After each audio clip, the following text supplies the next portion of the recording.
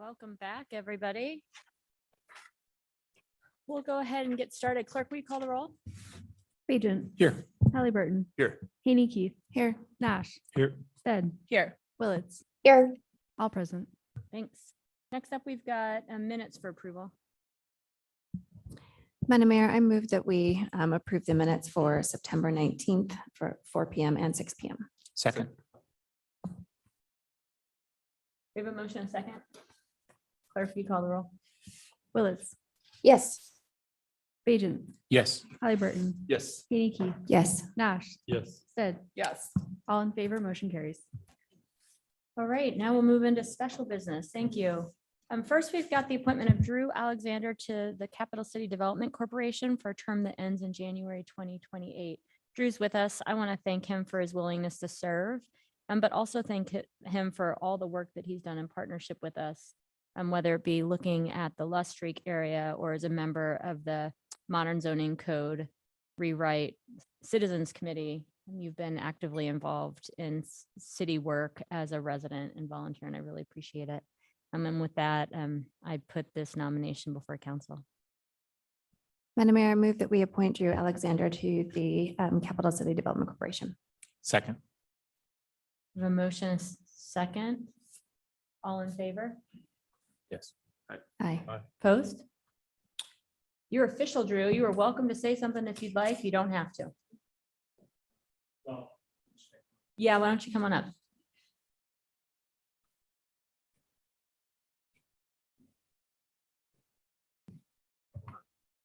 Drew Alexander. Work address or permanent residential address with this one? Oh, you don't need to give any. Oh, okay. All right. Makes it easy. Well, thank you. I'll keep this really brief. But it's been several years now since I was in a urban planning undergraduate class on economic development, getting what I would call a tax increment financing 101. And shortly after that, class loaded up on a van and went downtown and saw the type of work that that tool can do. And I remember thinking to myself, I would love to be close to that type of work at some point in my career. So this means a lot. Mayor, thank you for your appointment. Council, thank you for your support. And to my fellow commissioners, I very much look forward to working with you over the next months and years. So that's it. Thank you very much, Drew. Thanks. See you soon. Appreciate Right. your service. Madam Mayor, just a quick comment. Yeah. Drew, I just want to say congratulations. Welcome. I saw this pop up onto the agenda, your name on there, and I was super excited. I've had the opportunity to work with Drew for feels like almost a decade now, maybe a little bit longer. And I just can't think of anybody better to serve in this role. So congratulations. I'm excited to have you there.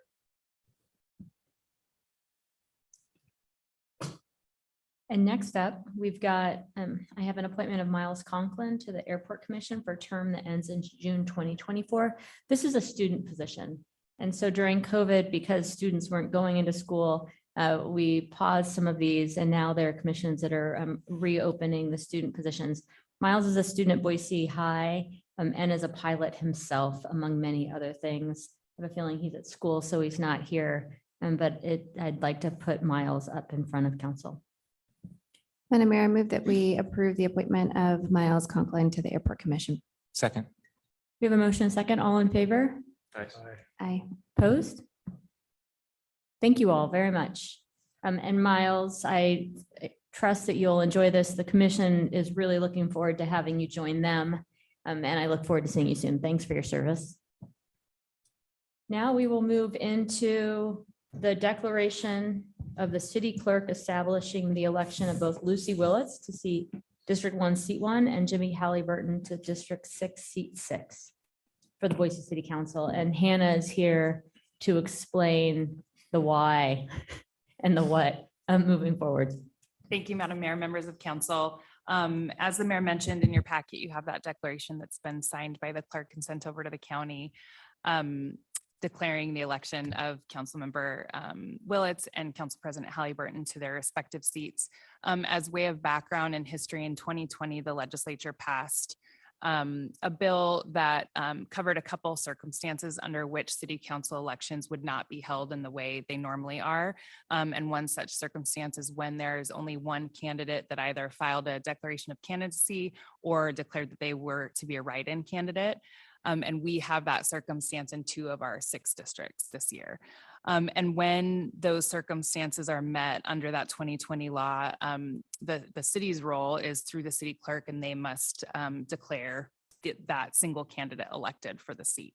So what that means for this year's election is voters in districts 1 and district 6 will not see council candidates on their ballot.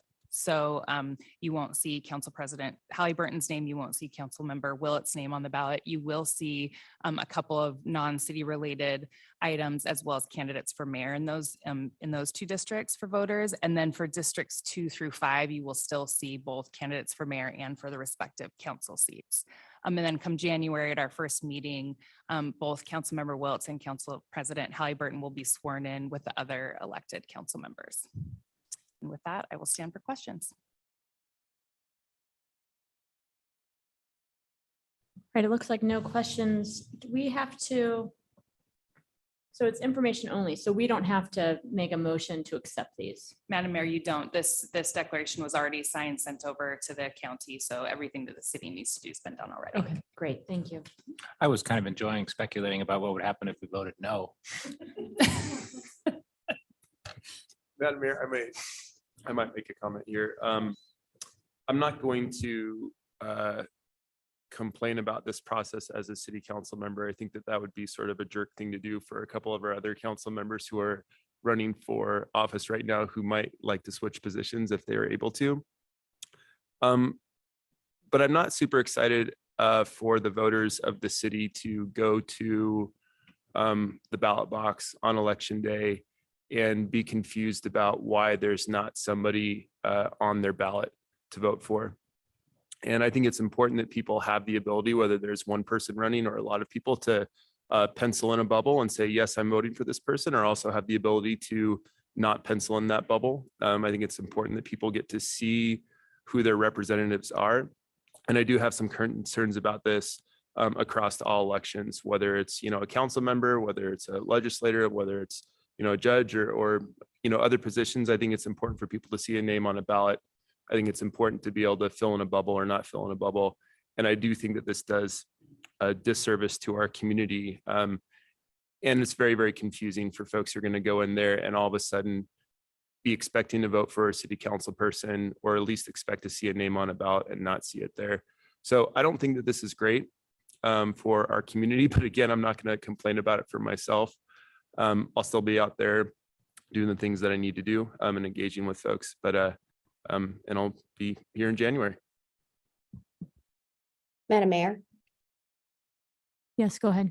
Yeah, I think a lot of folks were surprised about this law. It is recent, and I just like to echo that I think it's going to cause some confusion because folks are expecting to go and vote for city council, and it's not going to be there, particularly when there's other races that they want their voice heard in. So I'm not sure what the legislature intended with this, but I think given that this has happened, in this election cycle and also in Meridian, there will likely be some more conversation about the effects of what this law have done for voters. So.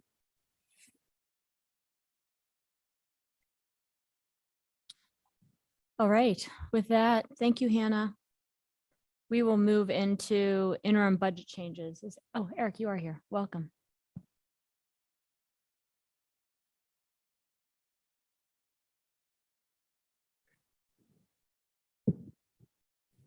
Thank you very much, Madam Mayor, members of the council. We have 5 interim budget changes for your consideration this afternoon, 4 of which are impacting fiscal year 23 and 1 impacting fiscal year 24. So we'll lead off with the fiscal year 23 items. The first one is a revenue neutral appropriation increase covering higher than budgeted M&O expenses out at the airport. Fee revenues at the airport have exceeded the FY23 budgeted levels, so the expenditure increase will be offset by additional revenue. M&O expenses are higher than planned for parking management costs, professional services for airport expansion related costs, and public safety costs as well, associated with our police and fire services. Finally, depreciation expenses for completed capital expenses are higher.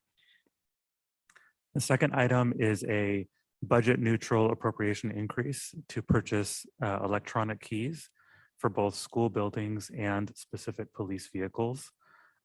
These keys would allow access to Boise area schools in the event of an emergency. The keys allow first responders access to a secure box that would be installed at each school facility containing a master key that provides entrance to all buildings on campus.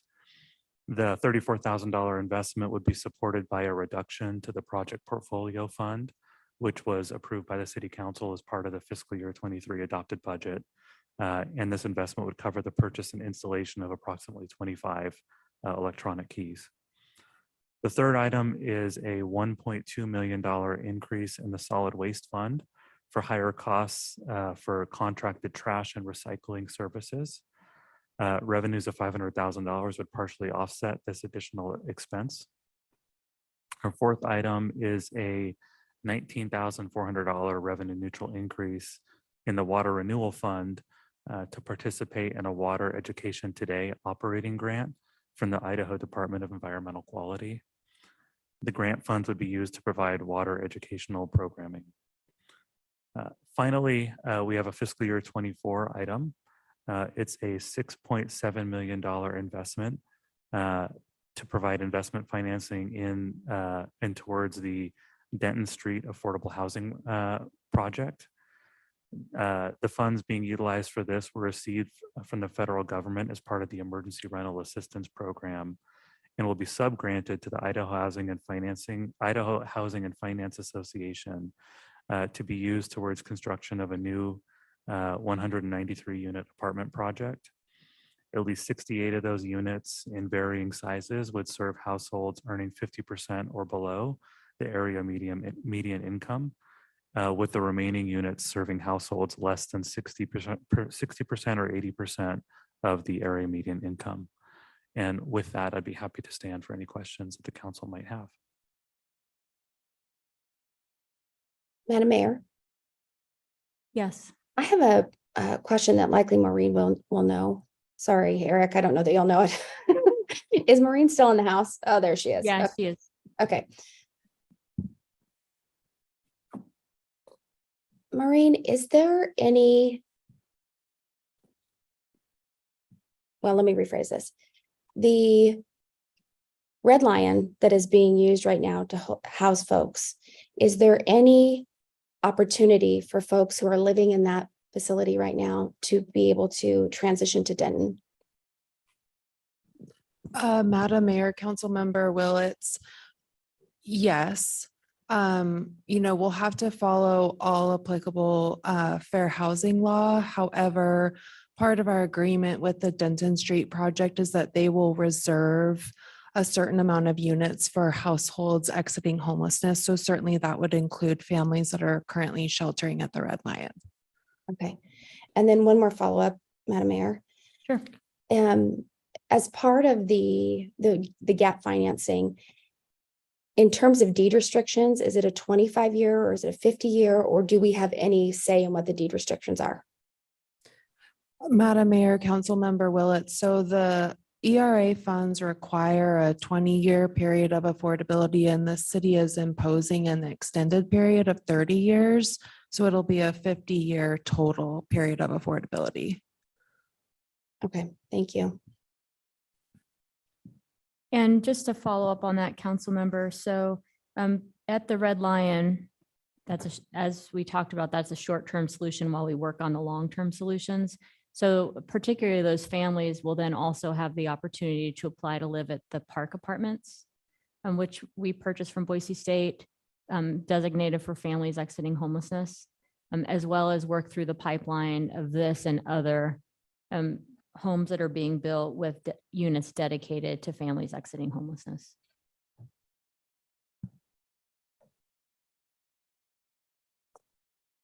Thank you, Maureen. Madam Mayor, I move that we approve the interim budget changes. Second.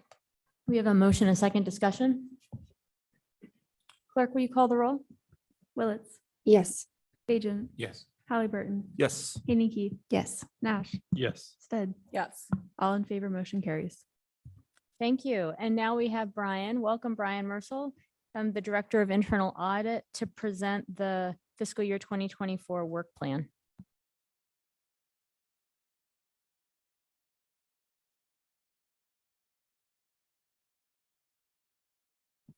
Thank you, Madam Mayor, council members. I appreciate the opportunity to present to you today. And also want to thank you for your feedback, insight, and support over this last fiscal year. I'd like to start by highlighting some of our fiscal year 23 achievements, starting with audit projects that we worked on: construction management, P-card program, travel and meal expense, water renewal fund bonds, purchasing compliance, emergency preparedness and wildfire, and vendor database. The next marker is P-card, where we review transactions on a daily basis. This year, we reviewed approximately $11 million in daily activity. The next marker is accounts payable, where we review city payments on a weekly basis. This year, we reviewed approximately $263 million in activity. We also have a process where we review, summarize, and report on citywide travel on a monthly basis, and also a quarterly review of payroll. As this marker takes us into fiscal 24 and as required by the city code, annually, we prepare a proposed work plan for the Office of Internal Audit, presented to council for discussion and approval.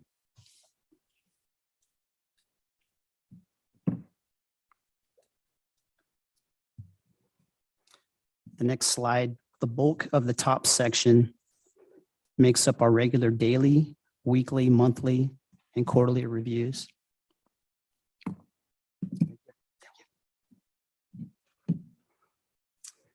The remaining allocation of hours are for individual projects that we will schedule during the year. As part of the process, we complete a risk assessment each year to assign risk grades to divisions across the city. This led to the following proposed projects that were taken to audit committee on August 15th for review and discussion. IT access security, fleet services last tested in 2013, park resources last tested in fiscal year 17, public works engineering last tested in fiscal year 2018, airport concessions last tested in fiscal year 2019, and 20 Mile South Farm operations last tested in fiscal year 2015. Want to highlight the last project on the list, control narrative program. This is still a developing process as we continue to mine prior audits for key controls to test. With our current testing approach, we can go 5 to 10 years between audits. But this initiative is to break out the key processes within each area and develop a testing schedule where we can perform more frequent touch points. The smaller scale will allow us to add more audits to increase overall city coverage without having to add to our staff resources. And with that, I'm happy to answer any questions. And I'm also requesting approval of the fiscal year 24 audit plan. Thank you.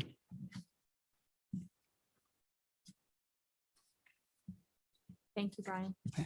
Madam Mayor, I move that we approve the internal audit fiscal year 2024 work plan. Second. We have a motion, a second discussion. Madam Mayor, Yep.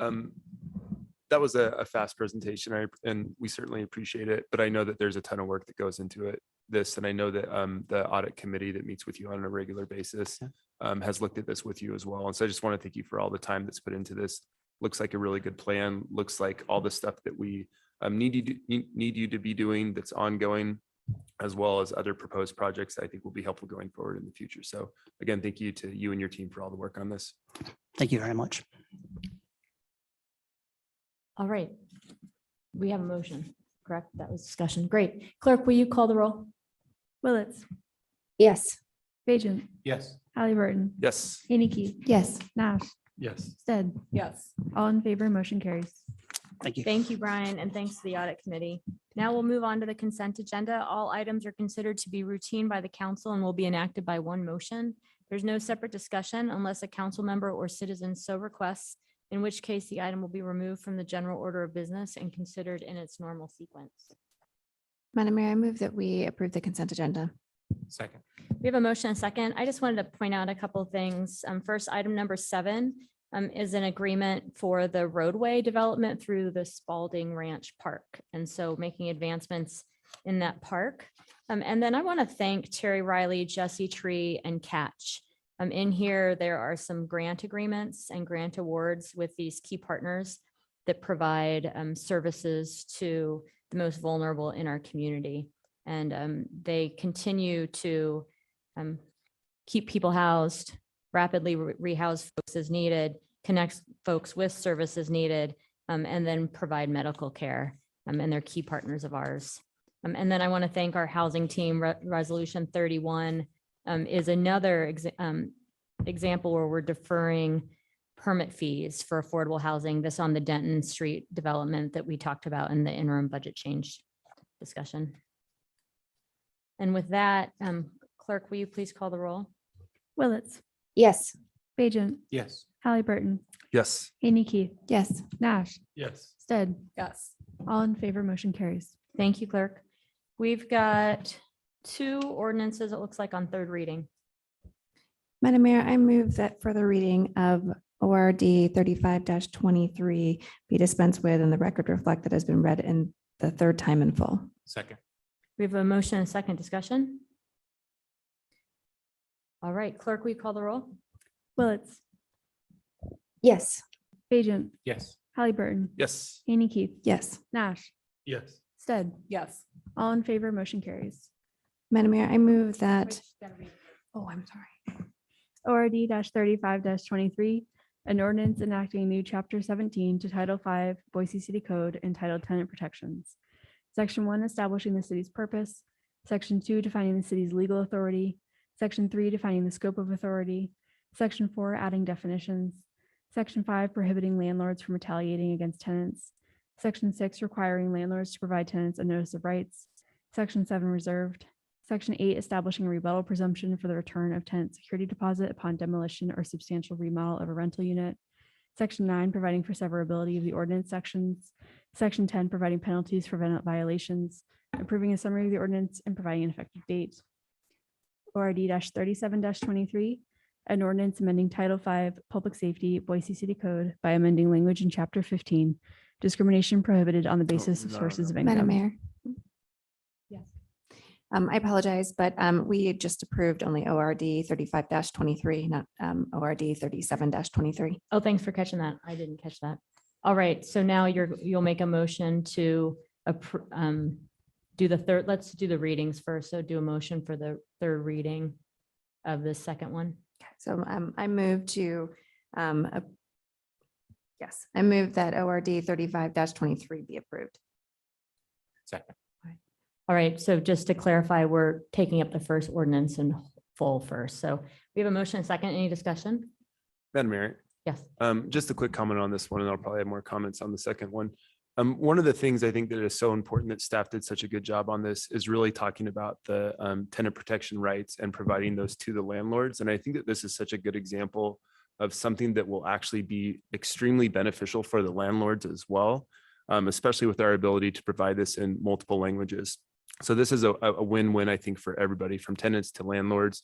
A lot of the things in this particular ordinance is something that should make it an easier, better, and smoother process and a more accessible process for everyone. So I just want to thank all the work that went into making this a win for everybody.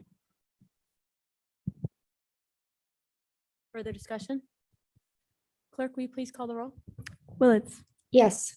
Bajent, Yes. Halliburton, Yes. Haney Keith, Yes. Nash, Yes. Stead, Yes. all in favor, motion carries. Madam Mayor, I move that further reading of ORD 37-23 be dispensed with and the record reflect that it has been read the third time in full. Second. We have a motion and a second. Clerk? Willetts, Yes. Bajent, Yes. Halliburton, Yes. Haney Keith, Yes. Nash, Yes. Stead, Yes. all in favor, motion carries. ORD 37-23, an ordinance amending Title 5 Public Safety Boise City Code by amending language in Chapter 15, discrimination prohibited on the basis of sources of income, amending Section 5-15-1 to add to the purpose, amending 5-15-2 definitions to amend and add definitions to include source of income, amending 5-15-3 to add source of income in prohibited discriminatory acts, amending section 5-14-4 to clarify existing exceptions and add additional exceptions, adding a new section 5-15-8 severability, approving a summary of the ordinance and providing an effective date, January 1, 2024. Madam Mayor, I move that ORD 37-23 be approved. Second. We have a motion and second discussion. Madam Mayor, this is Council President. This is, I think, something that's sort of been a long time coming. This was one of the first ordinances that I brought forward in front of the mayor's office when I first started on city council. And it was really an issue that I was noticing with a lot of the folks that I was working with that were trying to exit homelessness and trying to go to doors and trying to find a place to rent and had a housing voucher in hand, but were being turned away time and time again because somebody wasn't going to accept that as a viable form of payment. And it was always really hard to see because these were people who were desperately trying to get back on their feet, who were actively employed and just trying to find a place to stay, that were facing this additional barrier. And I saw how demoralizing it was for them and how difficult it was. And I also saw them moving further and further away from areas of the community that were really going to serve their better needs. And so I started talking with folks about this, and it originally began with Wyatt Schrader, who was both at Catch at one point and then also at the city of Boise. Folks from Jesse Tree, Catch's new director, Stephanie Day, and folks from the Housing Authority. And it really became clear that this was a problem that folks were seeing on a regular basis. Amazing folks who have the ability to contribute in our community that were being turned away and in some cases discriminated against based off of their source of income. This was also something that came in front of council at a few different work sessions, and we definitely, I think, put it through the ringer and put our staff through the ringer a little bit. And I think we got to a spot where we were all, happy with how it's going to be.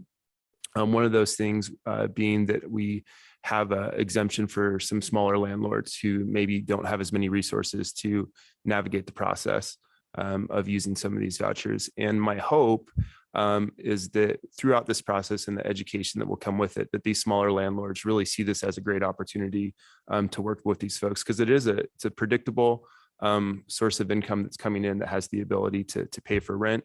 And I hope that folks find a way to do the right thing and to work with the Housing Authority, work with the city of Boise to make sure that they don't see this as a barrier, but actually an asset for a predictable and a great tenant who has the ability to contribute to our community.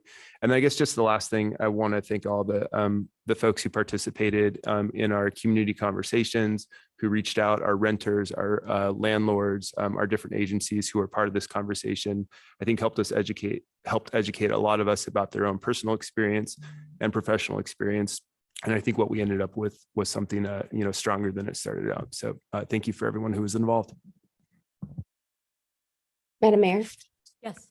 Thank you. I have a few comments and I appreciate where the council president's coming from. My concern with this is that it sounds good, but it may not do good. And it further isolates Boise policy-wise as an island in this, and it may cause rental prices to actually increase as folks try to game this. And at the end of the day, it could even lower the housing inventory because folks are going to sell if they don't want to deal with this because of all of the bureaucracy that it can entail. And some may feel that this is actually a violation of their private property rights, that they don't get to have a say. So with that, I'll vote no. Further discussion? Madam Mayor, Yes. I just want to restate some things that I said a few weeks ago when we first considered this. There was a model for public housing for a long time, and a lot of people didn't like that. Concentrating poverty in places is not a successful model. So in the 1980s, when vouchers started to take off under the Reagan administration, there was a promise associated with that. When you get a voucher, you're not going to be tied and concentrated in an area where your social network, your school, and all those things, all those socioeconomic factors they're not going to have the same effect if you can choose where you live. That only works. That only works when people accept those vouchers. And we have a problem now where voucher recipients are being concentrated again in areas of poverty, and those social issues are compounding. So I am hopeful that this will be successful in alleviating some of that burden so that people are not bound to their zip code and that does not determine their future. Other discussion? All right, well, I won't be voting. I didn't vote on the last one, I don't expect to be voting on this one, but I want to say thank you to Council President Halliburton for bringing this to our attention so early on in your tenure, and to everybody that did testify on this. And I appreciate the concerns that were raised, but ultimately believe that the solutions that this council has proposed and the reasons behind them are sound.